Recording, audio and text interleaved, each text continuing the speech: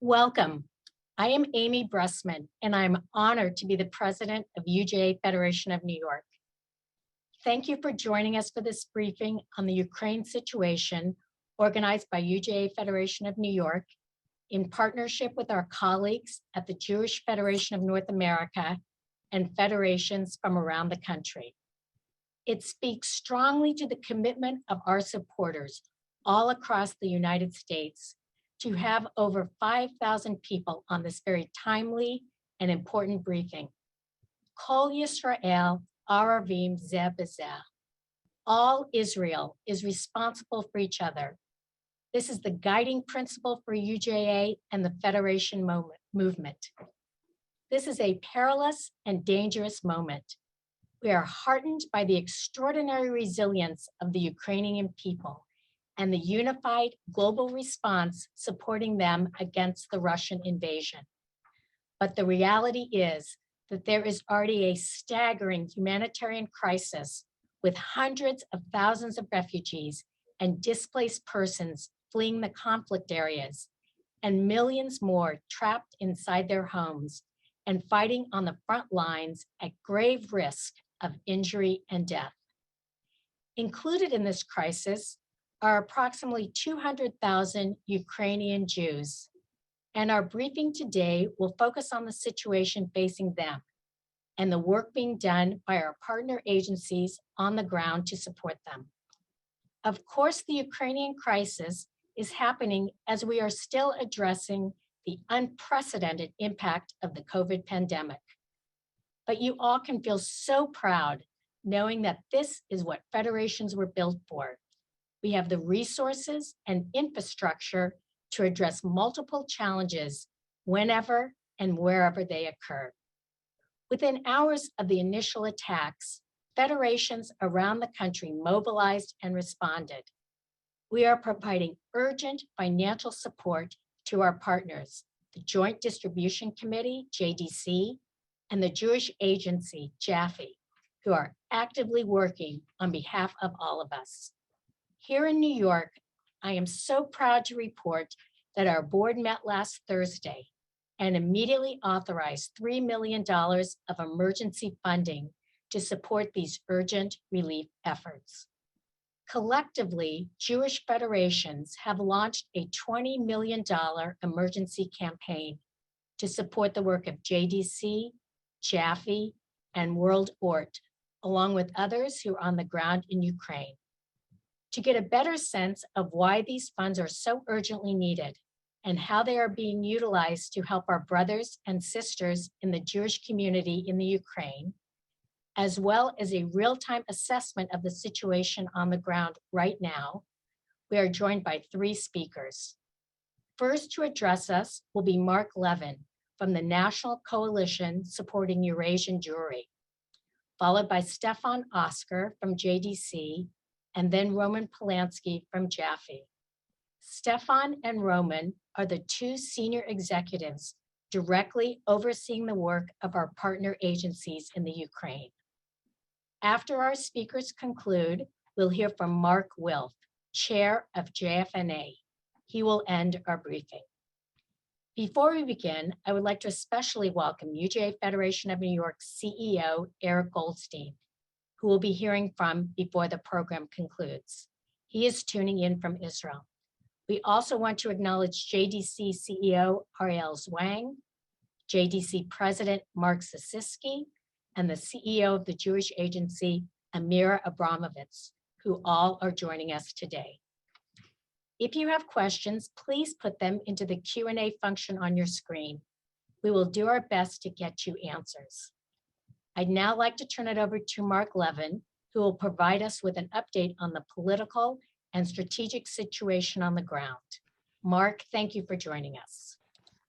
Amy, thank you very much.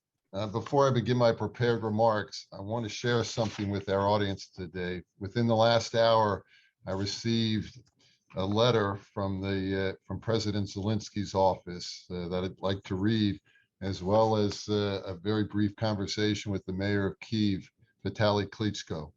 But first, the message from the president's office.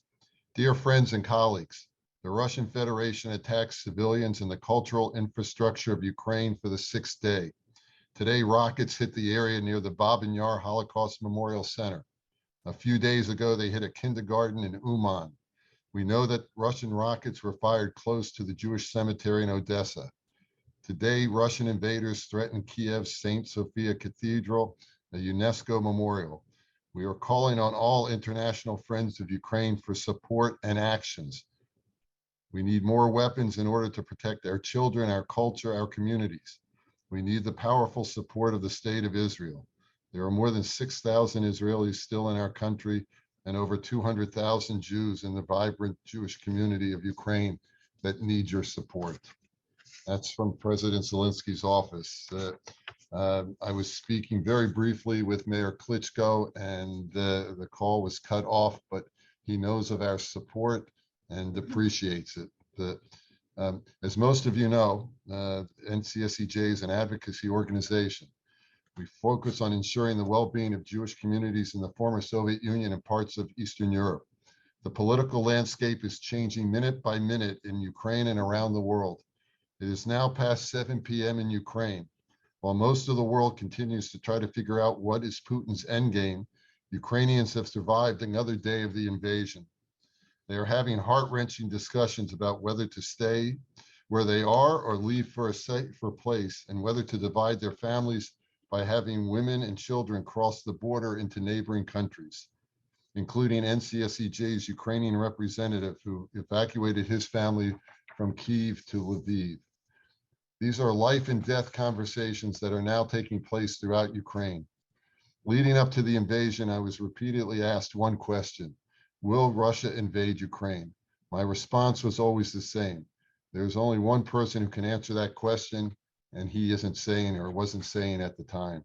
The other point I made before the invasion was Putin has done more to unite Ukraine than any Ukrainian political leader had done over the last 30 years, until President Zelensky's courageous leadership over the last few weeks. I'm sure all of you are watching cable news and checking social media regularly on the latest developments. I want to discuss one of the more egregious justifications Vladimir Putin has used for the Russian invasion of Ukraine. Putin's allegation that Ukraine is being led by a fascist, neo-Nazi, and anti-Semitic government has no basis of fact. Please remember, this is not something new. The Russians have used this line of argument for years. If today's situation was not so tragic and dire, this allegation would be laughable. Ukraine is led by a Jewish president. The defense minister is Jewish, as is the president's chief of staff. Ukraine at one point not only had a Jewish president, but also a Jewish prime minister. In the last 3 months, the Ukrainian parliament passed 2 major pieces of legislation on combating anti-Semitism. One based on the International Holocaust Remembrance Alliance's definition on anti-Semitism. The United States and Ukraine signed a new memorandum of understanding that contains language on combating anti-Semitism. In one of the recent Pew charitable polls on negative views in Europe toward Jews, Ukraine recorded one of the lowest levels of any country in Europe. Less than 5% of the population had negative views towards their Jewish neighbors. Ukraine is not perfect. We have continually raised issues related to their historical narrative of World War II, the honoring of individuals and groups who were responsible for the killing of Jews before and during the Holocaust. The difference today is we've been able to raise these concerns with successive Ukrainian administrations and have made progress. NCSEJ led a delegation of American Jewish leaders to Kyiv, Ukraine last October to participate in the 80th anniversary commemoration of the Babin Yar massacres during World War II. It was a significant event where the presidents of Ukraine, Israel, and Germany delivered remarks. Anti-Semitism exists everywhere, and we have seen an incredible rise in anti-Semitism around the world, including in the United States. What matters is how a government responds and what it does to try to reduce future incidents. The Ukrainian government more than meets this test. There is much speculation on why Putin invaded Ukraine. He truly believes Ukraine is part of Russia or its sphere of influence. He wants to demonstrate Russia's military prowess. He doesn't want NATO on its borders. He's tired of Zelensky's slings and arrows. However, there's another reason that has started getting traction and something that I believe has played a large part in Putin's thinking for over 15 years, and that is his personal animus toward the US in particular and the West in general. I have known and dealt with some of the senior Russian leadership for more than 20 years. They are nursing wounds based on what they believe is US arrogance, belittlement, insults, and demeaning attitudes towards Russia. So where does this leave us? NCSEJ will continue to keep US governments informed as to what is happening on the ground, particularly with the Jewish community. We will continue to coordinate and work with the US and the Israeli governments, continue to maintain contacts with the Ukrainian government as well as the governments whose countries border Ukraine. We are working with these governments to ensure they keep their borders open to those leaving Ukraine. We will continue to work with our partners on the ground to assist Jewish communities in any way possible. NCSEJ is now part of a working group of NGOs that are working alongside congressional staff to develop legislation for a massive humanitarian assistance package for Ukraine. It is our hope that this will be introduced in a matter of days. I started with an appeal from the president's office. I want to end with two appeals as well. Last Friday, the Ukrainian ambassador to the United States spoke to an NCSEJ webinar. She asked the American Jewish community for the following: continue to support Ukraine, support humanitarian assistance, support greater sanctions. Yesterday, I spoke with the president of the Jewish Confederation of Ukraine, Boris Lushkin. He urged our community to continue to provide support for the Jewish community and to support his country. Now is the time to do everything in our power to help Ukraine and the Ukrainian Jewish community. Now is the time to stand on the right side of history. Thank you. Thank you very much, Mark, for those timely insights. I'd now like to introduce Stefan Oskar from the JDC, who is joined by his colleague Ina, who will speak to us live from Odessa. And then Roman Polanski from the Jewish Agency, also joined by his colleague Samuel, live on the Ukrainian-Polish border.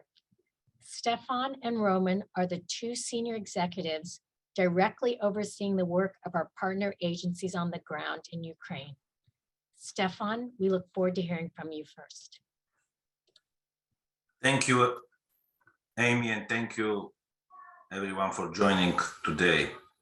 I wish we would be 1 week ago when I would speak more about our preparedness for a limited conflict, when we will emphasize on the humanitarian needs and the dire economic situation in Ukraine because of the escalation in the last 2 months, and that I would assure you that the Jewish philanthropic world is doing everything possible to help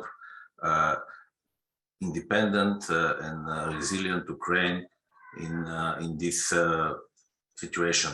However, since last Thursday, the situation has changed dramatically.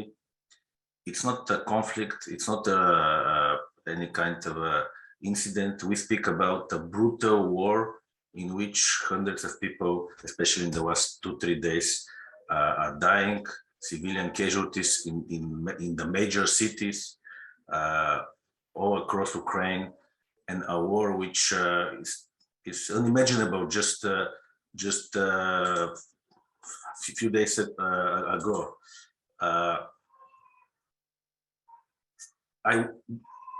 It is becoming worse as you follow the news. The major cities, which are also the major Jewish centers, as Kiev, Kharkov, Odessa in the south, Dnipropetrovsk, and many other towns in Ukraine, they're fighting, and we see terrible pictures, and it's unimaginable. In this situation, the #1 priority of JDC is to keep the communication with all our staff, with all our social welfare clients, and with all our partners in the ground. And this is a major challenge, but I can report to you that we are doing pretty well. Actually, we have hotlines managed now by Israel in Israel and from Moldova by volunteers. And we are trying to be in touch with thousands of people every day, sending them SMSs, information, what's going on, and also keeping in touch with every single Chesed, which is the welfare agency dealing with the needs of the local Jewish population. So communication is a priority, and we are very much focused on this. The other priority is actually to continue the vital services. We have 16,000 people who are above 80 years old. Half of them are Holocaust survivors, Nazi victims. The others are not. And many of them are homebound. Many of them cannot leave. They can't get evacuated. Some of them even cannot go to the shelter. So ensuring that they have their home care worker next to them, helping them, or having a volunteer bringing medicine, food is the #1 priority. And it's amazing, but reading the daily updates, I can tell you that in a city as Kiev, 90% of our home care clients actually they're continuing to receive services. In Kharkov, it's 80%, and cities as Odessa, it's practically everybody is getting services despite the situation. And many of the social workers and of the volunteers, they're actually sleeping even in the homes of the clients to ensure that they survive. The third priority, which we are dealing, especially in the last 24 hours, when we realized that there is a shortage of food and vital supplies in many of the cities, this is to find ways how to deliver food, medicines, and emergency supplies to the Jews in these hundreds of places where they live. It's a major challenge. The roads are either jammed with people who want to evacuate individually, or they are blocked by the armies of Ukraine and Russia. So, but we are looking for ways, and based on what we hear in the last few hours,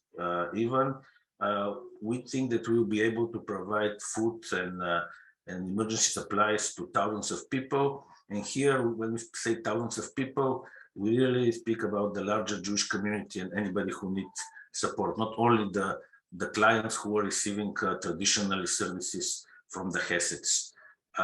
Here I can mention that we are in very close partnership with the government of Israel, and there are negotiations to send even one of their planes, which is for the humanitarian support which Israel is sending, to be focused entirely on the Jewish population.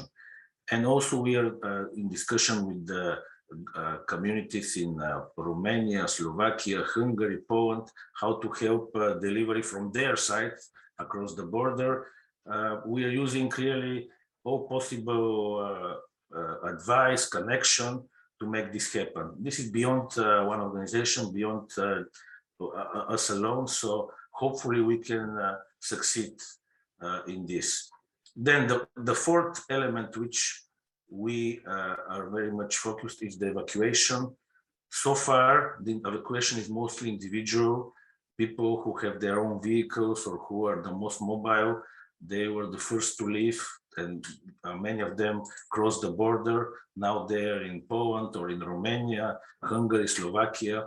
So there are already a few hundred people who succeeded to do this. But the vast majority of the Jews, it is still in their homes, in the underground, in the shelters, or in the metro, in the subway stations of Kiev and Kharkov. So evacuation is still very risky, very dangerous, but we are identifying ways how also to start doing this in a very organized way, by buses, by other means of transportation.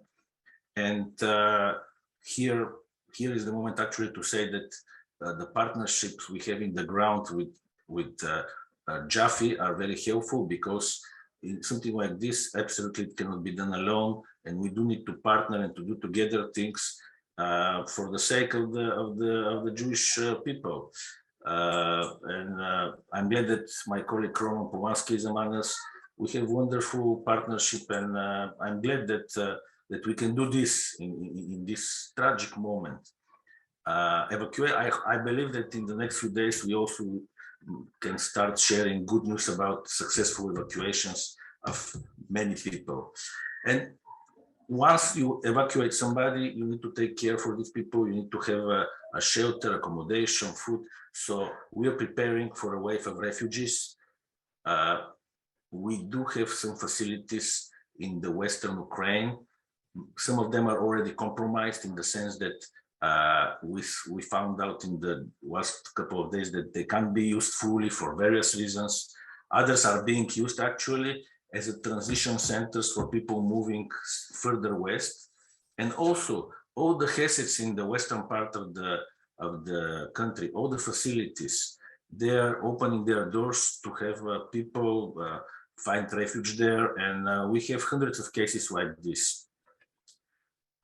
Right now, our biggest hope, though, is to help people when they cross the borders into the neighboring countries. Many people from Odessa, and Ina, my colleague Ina Dovichenko, she will speak about Odessa, but many people from Odessa succeeded to cross the border to Moldova. So now you have a couple of hundred refugees already in Moldova, and they are being welcomed by the Jewish community, by our staff there on the ground. So things are really very emotional. And then you have people and already groups coming to Romania. Actually, on the border of Romania, there is a Jewish community and JDC tent welcoming people and giving them information when they can find accommodation, food, in different places around Romania. And something similar is happening in Poland and less so in Hungary for various reasons. And the government in the beginning was quite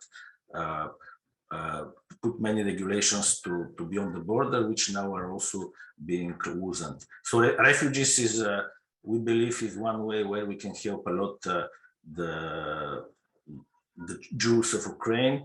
And we're putting a lot of energy in ensuring that they will get warm bed, hot meal, and also the care of the fellow Jews among them.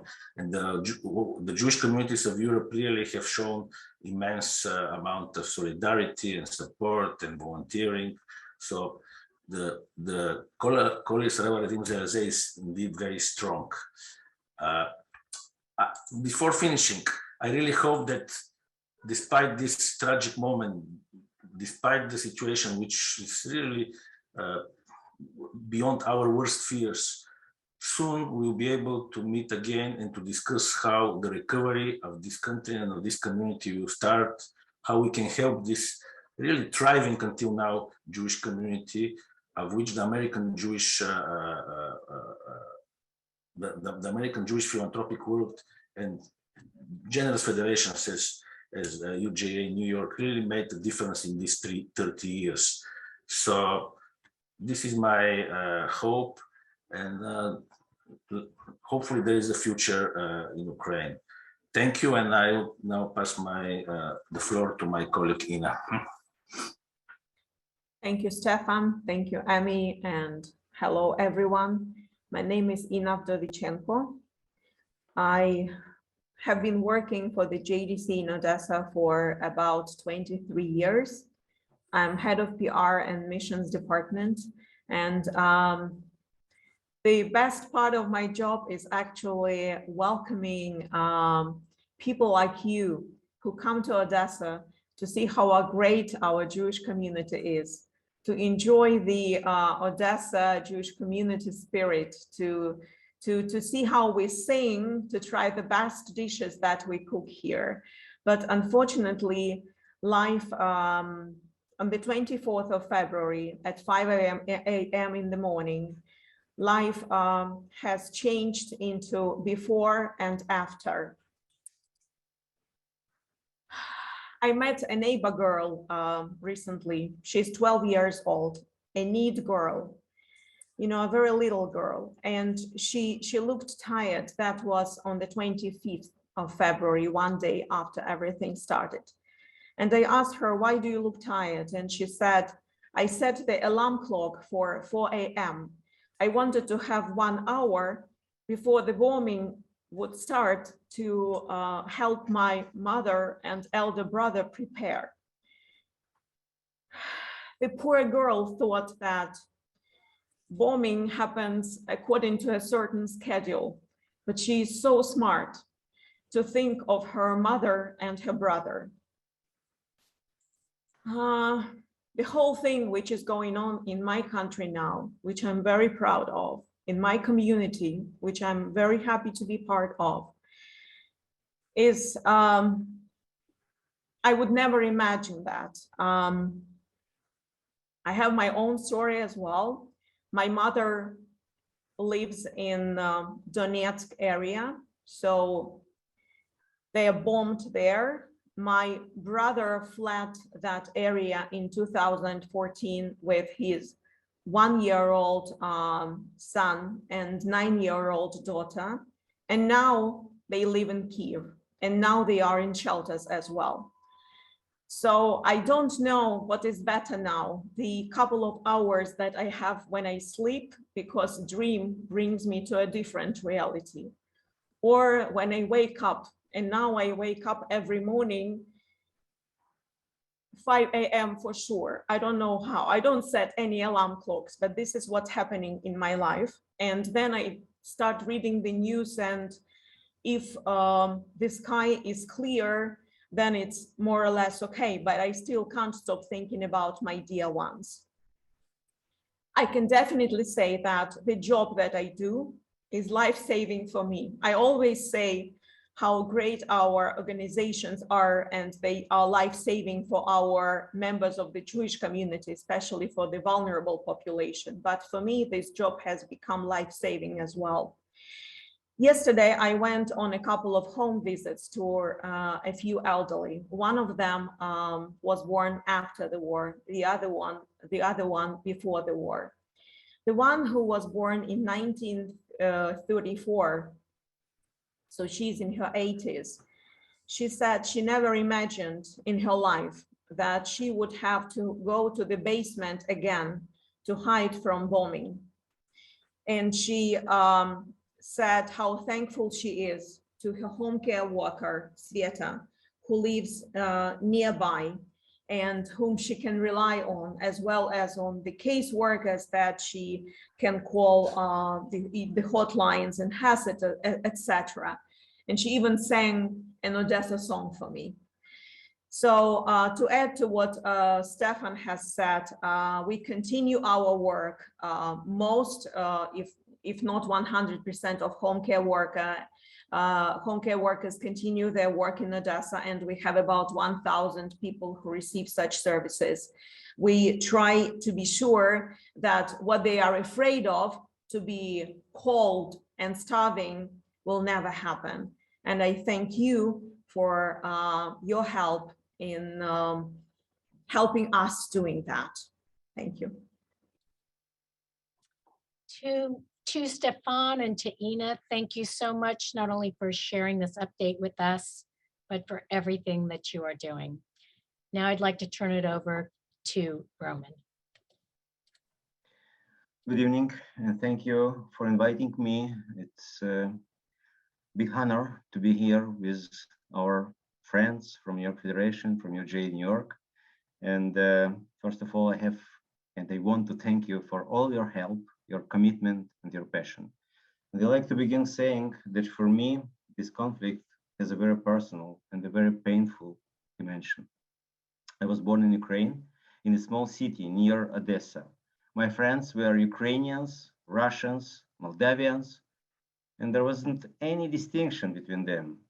It just didn't matter.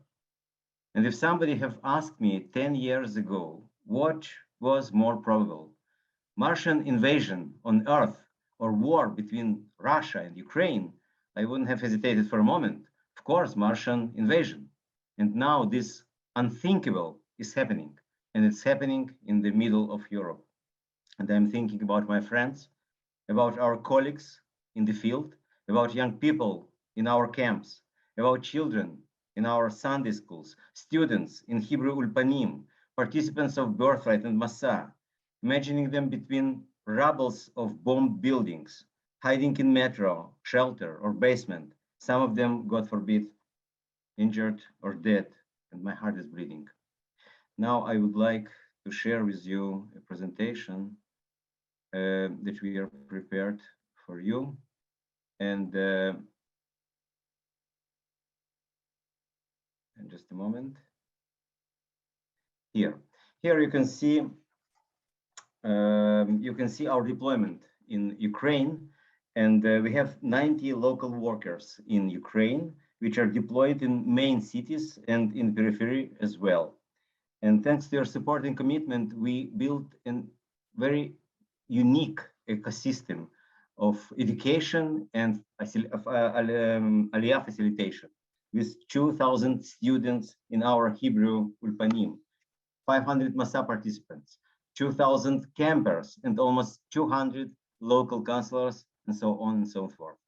But today, all what we are doing is focused on one thing only: saving Jewish lives. In this situation, when the whole Ukraine is under attack, it means that we must bring Jews to the neighboring countries to accommodate them there, and then to bring all those who want to make Aliyah to Israel. As you can see on this chart, we have now our representative in Poland, Romania, Moldova, and Hungary. You can see it in light blue colors. They meeting their Jews who succeeded to cross the border, and usually those are women, children, and elderly people. For men ages 18-60 cannot leave Ukraine because they are going to be conscripted to Ukrainian army. And we're helping them with accommodation, food, medicine, clothes. Many people left their homes just with 2 small bags, connecting them to Israeli consul and helping them to get visa to Israel. It's not an easy operation, and here you can see our partners. In this sense, we are part of broader table. Prime Minister Office, Nativ, who is responsible for issuing visa for new immigrants. Different Israeli ministers, who is responsible for integration of new immigrants, and of course, Foreign Ministry, with whom we share our data and they're with us. JDC, my good friend Stefan mentioned our good cooperation. We have conversation almost every day, and we share our information, and we try to be complemented to each other, not to double our efforts. We have our efforts together with International Fellowship for Christian and Jews, and of course, with Keren Sot and with Jewish Federation of North America.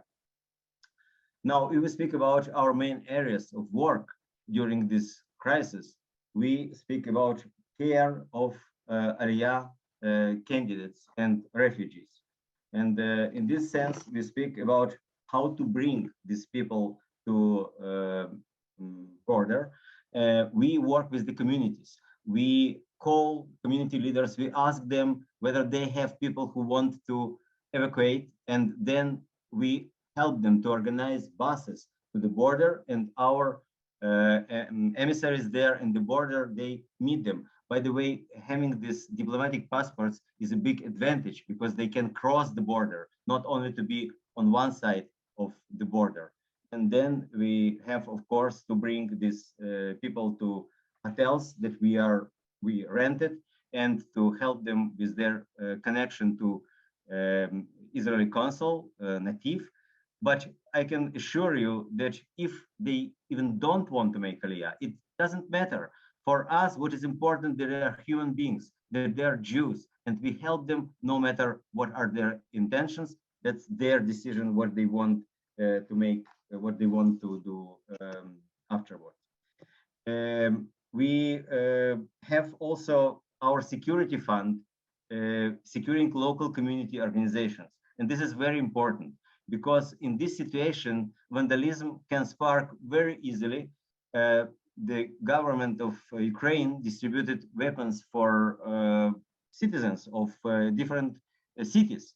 And we have a fear that once shortage of food will start, then there could be a situation when the communities will be at risk.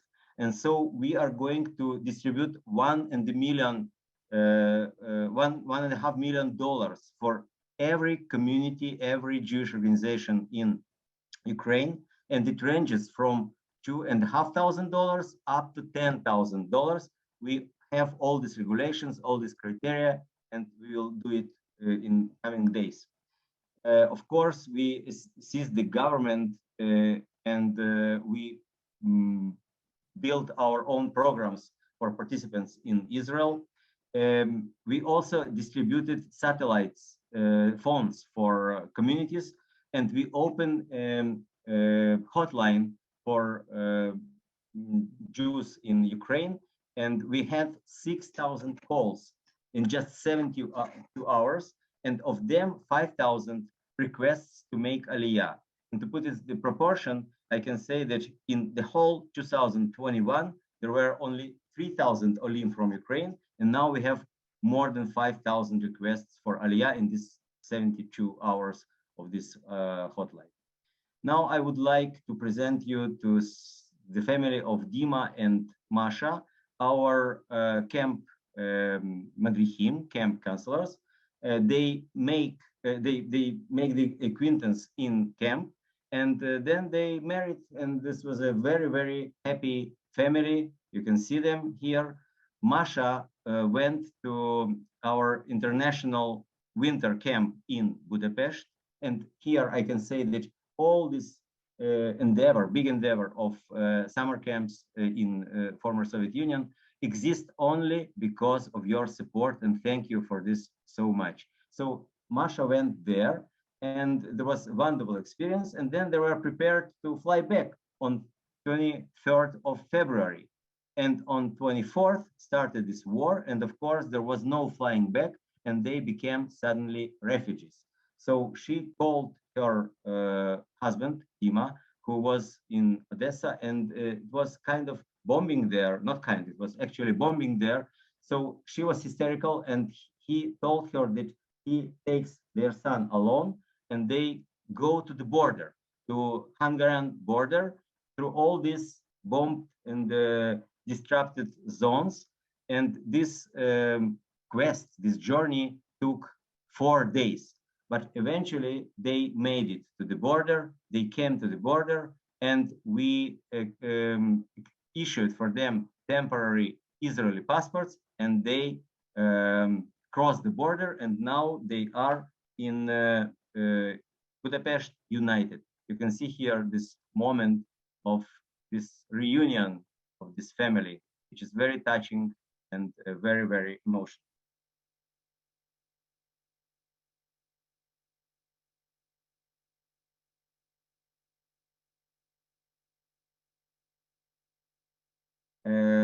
And here you can see this family. They decided to make Aliyah, and of course we will help them in this new journey.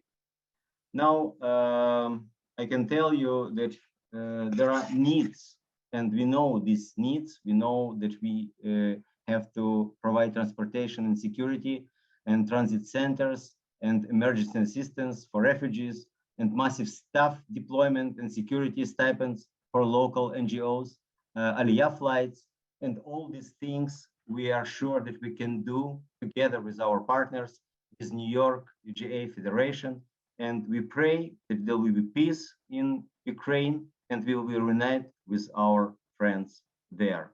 I only want to thank you, not on my behalf, not only on behalf of the Jewish Agency, but on behalf of all these people, all these Jews in Ukraine, which lives were saved thanks to your passion and commitment and determination. Thank you very much. And now I would like to give a floor to our representative in Warsaw, Shmuel Shpak, who is the head of our Ukrainian delegation, and now he's in Warsaw. Shmuel, please. Hi, good evening. Thank you for being invited to such an important meeting. In any case, I'm now in Warsaw in Jewish Agency Center for Refugees. where we are preparing the people to make Aliyah. The center is working like for 4 days. We have people here, we have people on the road, we have people on the buses who are crossing the border. The situation is very, very tough. I'm receiving every day about 150 to 200 phone calls. People who receive my telephone number from different places, or they're on their way. They are still in Ukraine. They are already in Poland. So we are taking care about all of them, receiving them here. We are sitting here with the native agency who make the documents for Aliyah. To tell you the truth, the situation, I never believed I would be part of such a really dramatic event. I arrived to Poland on Saturday afternoon, and from Ukraine. We were driving for about 4 hours with the Embassy of Israel, and I saw the lines of 25 to 30 kilometers before the border, things that I wouldn't imagine can be exist in Europe in 2022. It's just unbelievable. People who are arriving here, they are, like Roman said, 3-4 days of driving. They are tired. They are very, very emotional, very, very, even I can say nervous. And we see here, by the way, now during our meeting here, I was dealing also with the bus on the border who the Ukrainian drivers are not allowed to pass. Different things, and they are just all around. We have here kind of different people, like mother with an autistic child that she has to leave immediately, old couple where the husband is very ill, and all the different things. And but really, we are doing the most, and I'm very proud. Even I don't know if it's right word to say. I'm very proud to be part of this process to save Jewish people. This agency is saving Jewish lives here around. That's what happened.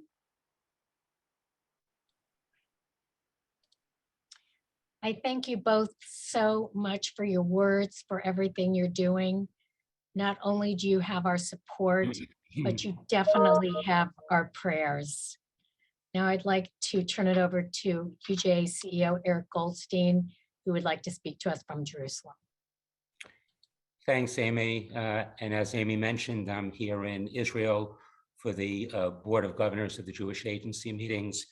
I'll be brief. First, I want to thank Mark, Stefan, Ina, Roman, Shmuel for taking the time to be with us. They've been working around the clock to help support the Jewish community of Ukraine, and their presentations are an incredibly powerful reflection of the critical importance of the global network our federations enable every single day, but particularly in times of crisis. It's also important to mention that beyond the organizations you've heard from today, there are other very important organizations on the ground we've been working with, including the Federation of Jewish Communities in Ukraine, Project Kesher, AFIA, Israel Aid, Hillel, Moshe Houses, the JCCs, Juice.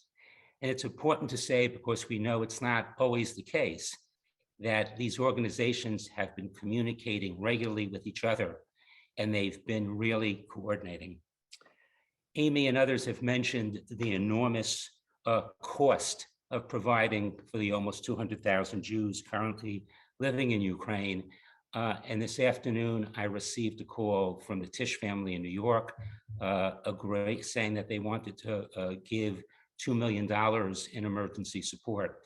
And I called to thank them. And Jim Tish then sent me a note that his brother Andy had written to the family when they were discussing their gift.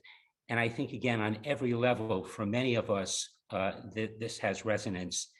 He wrote, "The true hero in our family was Shlomo Tuchinski, our great-grandfather, who in March of 1904 left Dnipropetrovsk in Ukraine to go to Hamburg to come to America. 6 months later, he brought his wife and 2 daughters and son to America. He could have stayed in Ukraine or he could have gone to Warsaw. Either way, things would have been very different for all of us.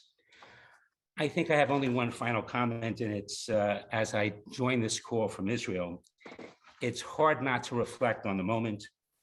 Consider that today, the Jewish Agency has a representative at the airport in Warsaw, a man who grew up in Warsaw, who's there. He has a booth at the Warsaw main airport to help Ukrainian Jews wanting to immigrate to Israel. And imagine if that booth had been there 80 years ago. Amy, thanks, and over to you. Thank you, Eric. We have time for just one or two questions, even though we have received so many. So I'm going to ask our panelists to respond to this, and I'm going to ask two questions and ask if they could please address both of them together in their responses. The first question is, what is the plan to get the agency's money in the Ukraine if the bank system becomes unavailable? And if you might also answer at the same time, what coordination is taking place with the American government to support the Jewish community in Ukraine? And is there anything we can do to help in that regard?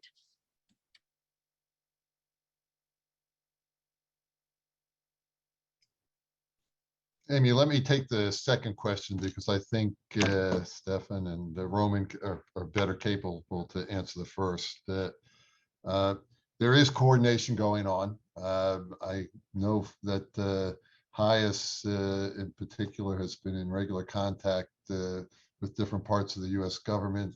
The U.S. government is seeking out the advice and guidance from a number of organizations, including ours. What can people do? They can communicate with their members of Congress. They can communicate with the White House. I'm not suggesting what the message will be, but members need to hear from their constituents about the great humanitarian crisis that is underway and how best that can be met. That would be a very good start. The other is for ongoing information, we are available, as are my colleagues, 24/7. So if there are federations that want information or need guidance on how to communicate, please be in contact. Thank you. And if Roman, you and Stefan could respond to the first question. Yeah, I will try to respond to this question. Look, there were times in 90s when we worked exclusively with cash. And there was suitcases with cash, which we brought to this region. And now I can say that bank system still works, but all our shlichim or our emissaries, they're equipped with needed sums of cash, and money will not be, in this sense, the system will not be impediment. In our way, we will find a way to help people with cash, with other means, we will overcome it. Yeah, I can add shortly that as of today, the banking system of Ukraine continues to work, to function. There are challenges, there are issues, and even people cannot go to the ATM to withdraw cash for obvious reasons. We are monitoring very closely, and we are also preparing contingency plans how to deal with the situation if the situation will change. Here, there are a few elements. One is that we are looking for all options to start bringing funds in cash from the outside Ukraine, from the neighboring countries. Also, we are discussing with our partners how we can join forces with Jaffe, Chabad Lubavitch, IFTJ, how we can join forces to solve this issue. And there are various possibilities. I'm confident now that this is not a major issue. The major issue really is to deliver as fast as possible food and basic supplies to the people, and also to help them to evacuate and to find refuge. And then they can choose to go to Israel, which is the choice of many, and we're very supportive of this, or they choose to stay either back to Ukraine or in the new communities they found, which will be the case. Actually, only on Friday, the European Union decided that any Ukrainian refugee has the right, without any documentation, any visa, to stay up to 3 years in any of the countries of the European Union. So maybe many people will choose to stay in Europe, and the Jewish communities of Europe are ready to help them. Stefan, actually, to add on to that question, we received an inquiry as to medical aid.